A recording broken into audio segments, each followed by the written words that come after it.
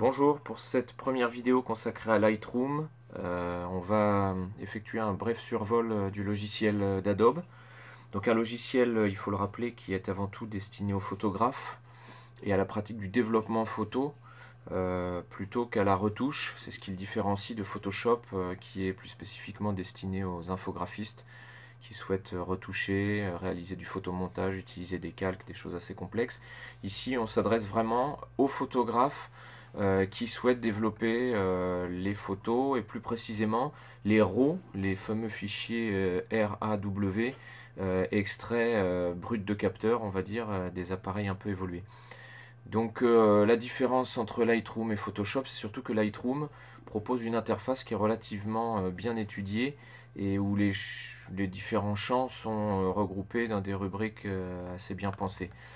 Donc la première chose à voir quand on ouvre Lightroom, c'est ce menu qui est en haut de page dans lequel on va retrouver les différentes entrées des sous-rubriques du logiciel. Alors la première évidemment c'est bibliothèque. Donc il s'agit, comme le nom l'indique, de la rubrique dans laquelle on va trouver toutes les images que l'on a enregistrées, que l'on a importées dans Lightroom. Ici dans la rubrique bibliothèque, on a l'aperçu des images, donc qui se présentent sous forme de vignettes, qu'on peut ensuite afficher ici sous forme d'une seule image. Quand on survole les images qui sont en bas également, dans une espèce de petite timeline à l'image d'un flux vidéo, quand on les survole, on s'aperçoit qu'en haut à gauche, on obtient un aperçu un peu plus grand de l'image, ce qui est plutôt sympa. Dans la rubrique de gauche, à chaque fois, on va trouver les détails de chacune des rubriques. Donc ici, les catalogues. Donc les catalogues, on le verra plus tard, sont en fait des catalogues qui recensent toutes les images que l'on a modifiées. Ici, les dossiers, c'est-à-dire l'endroit où se trouvent les images sur votre disque dur. Ici les collections, c'est-à-dire que vous pouvez créer toutes sortes de collections, alors paysages, portraits, macros, c'est-à-dire créer des collections plus spécifiquement tournées vers des choix esthétiques ou de qualité ou de rubricage. Ici des services de publication, donc soit on va choisir d'exporter les images modifiées directement sur le disque dur, soit on peut choisir de les publier sur les différents sites communautaires, Facebook, Flickr et SmugMug. La deuxième rubrique qu'on va trouver dans ce grand menu en haut de Lightroom, c'est le développement. C'est la rubrique évidemment sur laquelle on va passer le plus de temps, puisqu'il s'agit de la rubrique dans laquelle on va pouvoir modifier tous les paramètres des images que l'on a importées depuis l'appareil photo. Donc ici, dans la partie développement, on va pouvoir utiliser, donc à gauche, on a toujours dans cette rubrique un peu plus détaillée, des paramètres prédéfinis qu'on peut choisir, c'est-à-dire que si vous utilisez les mêmes réglages tout le temps pour votre appareil photo, il est bien évident que vous pouvez sauvegarder des profils qui vont correspondre directement à l'appareil que vous utilisez. On peut bien sûr utiliser plusieurs profils quand on a plusieurs appareils photo, c'est mon cas par exemple. Ici, les instantanés, un historique, c'est-à-dire qu'il va récapituler toutes les étapes que vous avez franchies depuis le début depuis que vous travaillez l'image. Et puis on retrouve nos collections ici.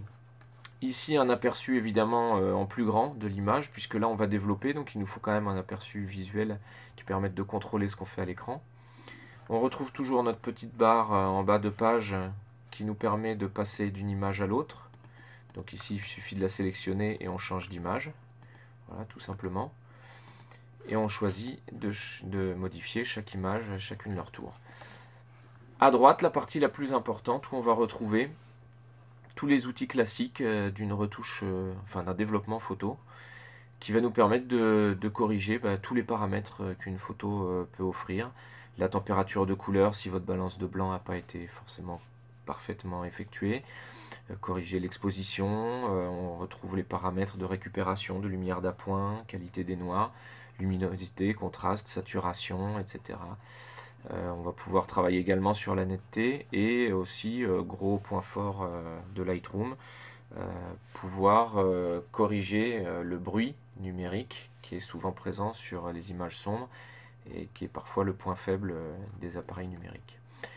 Plus anecdotique, les trois dernières rubriques, diaporama. Donc diaporama, comme son nom l'indique, C'est une fonction qui permet, comme beaucoup de logiciels de publication de photographie, d'exporter des diaporamas. Alors ici on peut les exporter soit en PDF, soit les exporter sous forme de vidéo pour les partager avec ses amis et éventuellement les mettre en ligne.